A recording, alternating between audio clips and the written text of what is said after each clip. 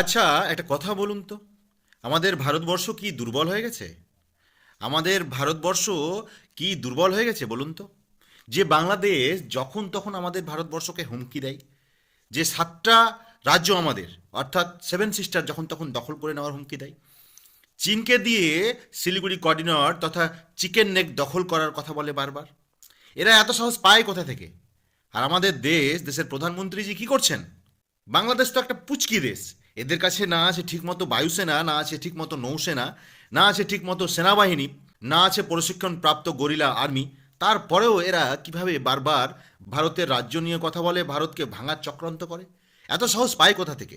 এদেরকে আটকাবার জন্য তো আমাদের মালদা জেলার ফারাক্কা ব্রিজ খুলে দিলেই তো হয়। গোটা বাংলাদেশ হাবুডুবু খাবে আর থাকবে। কি করছেন আমাদের দেশের প্রধানমন্ত্রী? যে এত সাহস এরা পেল কোথা থেকে? এরা বাংলাদেশের থেকে কখনো সেভেন সিস্টার দখল করার কথা বলে, কখনো সেভেন সিস্টারের মানুষকে স্বাধীনতার জন্য আন্দোলন করতে বলে, আবার কখনো কখনো কাশ্মীরের মানুষকে সজাগ হতে বলে, আন্দোলন করতে বলে নতুন দেশ করার জন্য। এরা এই ধরনের কথাগুলো কোথায় পায়? এদের পিছনে কে ইন্ধন যোগাচ্ছে? এদের সাহস কী করে হয়? আর এতগুলার পরেও আমাদের দেশের প্রধানমন্ত্রী নরেন্দ্র মোদীজি চুপ করে বসে আছেন কেন? অমিত শাহজি চুপ করে বসে আছেন কেন?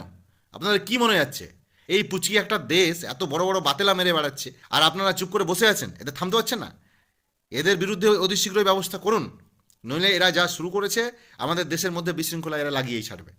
ভালো থাকবেন। ভিডিওটি সকলের কাছে শেয়ার করুন, যাতে এই ভিডিওটি আমাদের দেশের প্রধানমন্ত্রী নরেন্দ্র মোদীজির কাছে যায়, অমিত শাহজির কাছে যায়, দিয়ে এরা যাতে তাড়াতাড়ি ব্যবস্থা নেয় এই বাংলাদেশের বিরুদ্ধে। আর যদি ব্যবস্থা না নিতে পারে তাহলে বুঝবেন ডাল মে কুচ কালা হয়। ভালো থাকবেন সকলে।